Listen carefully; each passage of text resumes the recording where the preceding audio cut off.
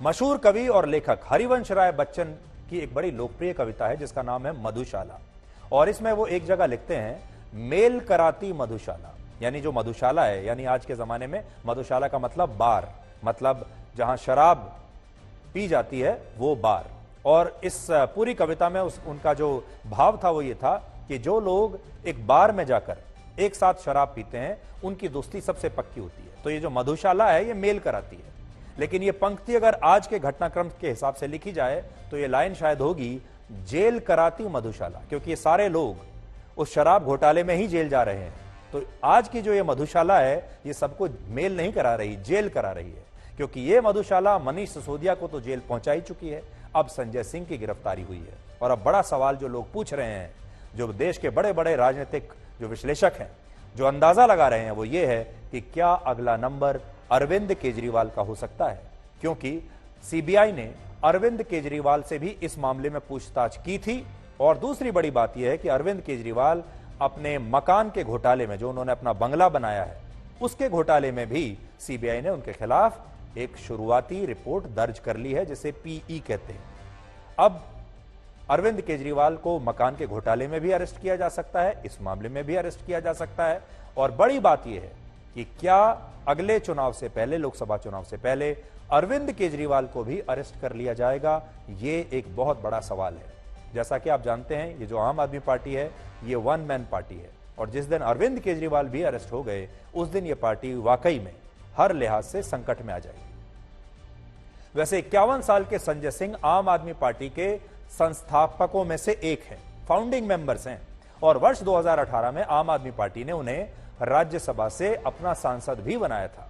संजय सिंह का गृह जिला उत्तर प्रदेश के सुल्तानपुर में है, और सुल्तानपुर में कई लोग ऐसा आरोप लगाते हैं उन पर कि संजय सिंह नेता बनने से पहले वहां एक सिनेमा हॉल के बाहर फिल्मों के टिकट बेचा करते थे, लेकिन बाद में वो राजनीति में आ गए और अब उन पर नोटों को ब्लैक करने का आरोप राजनीति में लग रहा है। हम इन आरोपों की पुष्टि नहीं कर सकते, लेकिन आज सुल्तानपुर में जब हमारी टीम उसी सिनेमा हॉल के बाहर गई जहां पर वो एक जमाने में टिकटें बेचा करते थे, वहां बीजेपी के एक नेता ने संजय सिंह को लेकर यह बात कही कि वो नेता बनने से पहले यहां पर टिकटें बेचते थे। संजय सिंह को मैं ही नहीं, सुल्तानपुर के बहुत सारे लोग जानते हैं। संजय सिंह की कोई बहुत लंबी चौड़ी राजनीतिक पृष्ठभूमि नहीं रही है। आज तक जिसे आप शुभम थिएटर के नाम से जानते हैं, किसी जमाने में वो अवध टाकीज के नाम से जाना जाता था जी। और बहुत सारे लोगों ने देखा है, लोग जानते भी हैं कि पहले वो टिकट वहां पर ब्लैक करते थे। अब ये बड़ी स्क्रीन देखिए, अरविंद केजरीवाल खुद को कट्टर ईमानदार बताते हैं, और 11 साल पहले वर्ष 2012 में जब उन्होंने अपनी राजनीतिक पार्टी बनाई तब उन्होंने इसका नाम भी आम आदमी पार्टी ही रखा था, जो कि बिल्कुल अलग तरह का नाम था, यानी इसे आम आदमी की पार्टी वो बताते थे। और उन्होंने कहा था कि उनकी पार्टी भारत की राजनीति से भ्रष्टाचार के कीचड़ को हमेशा के लिए साफ कर देगी। लेकिन मौजूदा आंकड़े कुछ और कहानी बताते हैं, और आज मैं वो आंकड़े आपके सामने पेश कर रहा हूं, आप भी देखिए। वर्ष 2020 में जब दिल्ली में विधानसभा चुनाव हुए तब आम आदमी पार्टी के 70 में से 62 विधायक इन चुनावों में जीत कर आए थे, और इनमें भी 38 विधायक यानी 61% विधायकों के खिलाफ उस समय आपराधिक मामले दर्ज थे, जबकि 53% विधायकों के खिलाफ हत्या और भ्रष्टाचार के गंभीर आपराधिक मामले दर्ज थे। यह आम आदमी पार्टी की तस्वीरें हैं। इसके अलावा वर्ष 2020 में जब दिल्ली में आम आदमी पार्टी की सरकार बनी तब उस सरकार में कुल 7 मंत्री थे, जिनमें से 4 मंत्री यानी 57% मंत्रियों पर आपराधिक मामले दर्ज थे।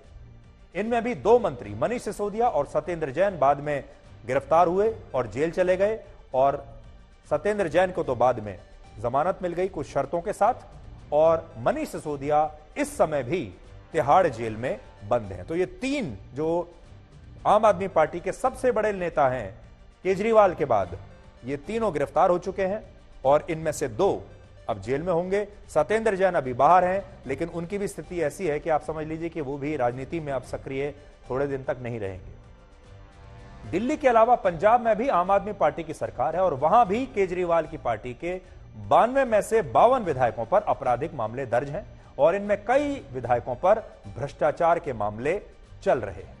पिछले 11 वर्षों में अब तक आम आदमी पार्टी के 15 से ज्यादा मंत्रियों और विधायकों को भ्रष्टाचार और आपराधिक मामलों में गिरफ्तार किया जा चुका है और दिल्ली के मुख्यमंत्री अरविंद केजरीवाल का भी शराब घोटाले में नाम आ चुका है। उनसे सीबीआई पूछताछ कर चुकी है और अब उनके मकान के घोटाले में भी, बंगले के घोटाले में भी उनके खिलाफ सीबीआई ने एक मामला दर्ज कर लिया है। ये आम आदमी पार्टी को लेकर कुछ आंकड़े हैं। आज बड़ा सवाल यह है कि अगर अगला नंबर अरविंद केजरीवाल का हुआ और वो गिरफ्तार हो गए तो फिर आगे क्या होगा। पहला, इससे आम आदमी पार्टी पूरी तरह से लड़खड़ा जाएगी, क्योंकि आम आदमी पार्टी एक वन मैन शो है और अगर वो वन मैन ही नहीं रहेगा, वो जेल में चला जाएगा, तो पार्टी बहुत हद तक अस्थिर हो जाएगी। दूसरा, आम आदमी पार्टी काडर बेस्ड पार्टी नहीं है, इसलिए केजरीवाल पर कार्रवाई होने से उनकी पार्टी का अस्तित्व भी खतरे में आ सकता है। तीसरा, आम आदमी पार्टी की छवि भ्रष्टाचार करने वाली पार्टी की छवि बन जाएगी, जिससे उनका काफी नुकसान होगा। चौथा, इससे 2024 में आम आदमी पार्टी का प्रदर्शन भी जरूर प्रभावित होगा। और पांचवां, अरविंद केजरीवाल खुद को कभी भी कट्टर ईमानदार इसके बाद नहीं बता पाएंगे, क्योंकि जो अदालत की जो कार्रवाई है वो कुछ और बोलेगी और केजरीवाल के जो समर्थक हैं वो कुछ और बोलेंगे। तो ये एक ब्लैक एंड व्हाइट है आम आदमी पार्टी का। लेकिन अब से लेकर 2024 के लोकसभा चुनाव तक जो पूरा ये जो समय है ये बड़ा दिलचस्प रहने वाला है और ऐसा लगता है कि मोदी सरकार ने ठान लिया है कि अगले लोकसभा चुनाव से पहले जितने भी ऐसे मंत्री, जितने भी ऐसे मुख्यमंत्री, जितने भी ऐसे नेता, पार्टियों के बड़े बड़े नेता हैं जिन पर भ्रष्टाचार के आरोप सिद्ध हो सकते हैं, उन सब के खिलाफ वो इन चुनावों से पहले ही ऐसा लगता है कि कार्रवाई एक के बाद एक करते चले जाएंगे।